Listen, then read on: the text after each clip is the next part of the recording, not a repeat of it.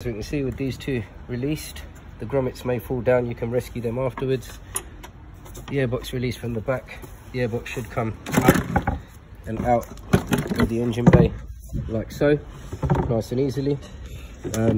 Being sure to trying to recover your bushes, which we will do in just a moment. And now you have good access to the fan.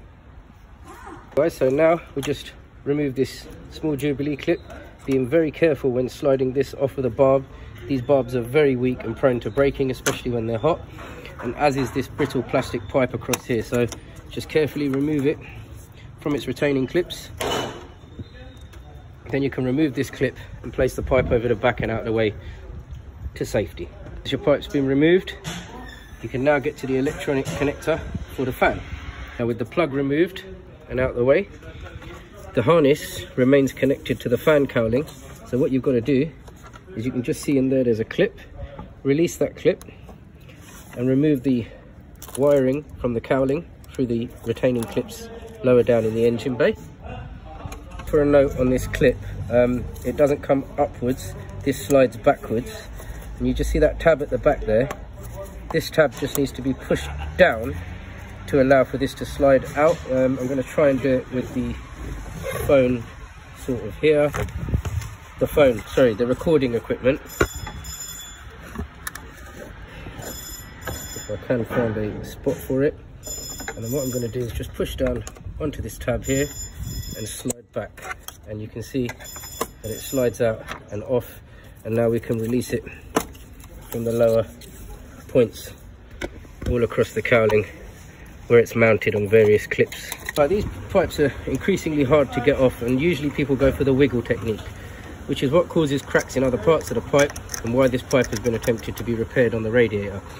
What I have found is just behind where the pipe connects, you've got these little cutouts here. I'm just going to try and get my screwdriver in one so you can see what I'm talking about.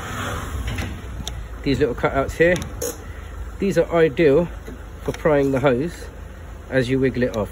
So use these to your advantage with a flat screwdriver whilst pulling and wiggling, but not too vigorously up and down. More forward and back movements.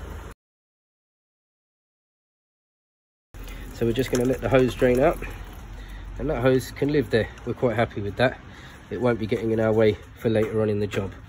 One important thing to remember, a lot of people forget when they start pulling this cowling up and wondering why it's not coming out, is the oil cooler. The oil cooler is bolted to the housing, to the cowling. So you need to take, I believe, 2 Torx bolts out from the bottom that will allow the fan cowling to move freely, as well as 1 Torx screw in this corner.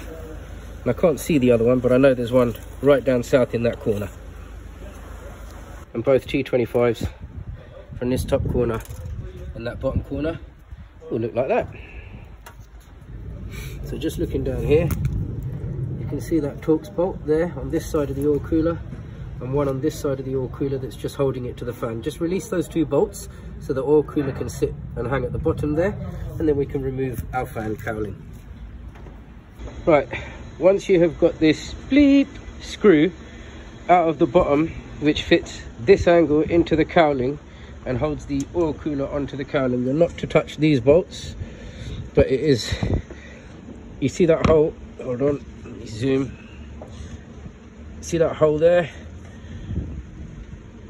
Come on, that one there, it comes through there and bolts into the bottom of the cowling, where there is this area here, zoom out, where there is this area here for the cooler to sit, and the nut or bolt or screw goes in there. That's the deep screw that you have to get to, which obviously if you've got a ramp and the under tray's all off, nice and easy, but working on the floor here, there's the cooler left at the bottom. This hose is detached from here. You've now got 2 hoses, a little small one at the bottom and a big one at the top that we hope are going to come off easily. And then if they do, we've got 1 retaining screw in here and 1, I believe, yep, on the other corner. Come on, there it is there. And the radiator should just come forward in that angle and be able to slide out. So once we've removed these hoses, which can be a bit of a beep, and this one, which is a bit of a beep, and this one, which can be a bit of a beep, we've now got everything cleared off the radiator. The radiator is ready to be removed. two T25 screws, one located up in here and one located up in here, the silver thing you can see in the corner, and that radiator should pop out.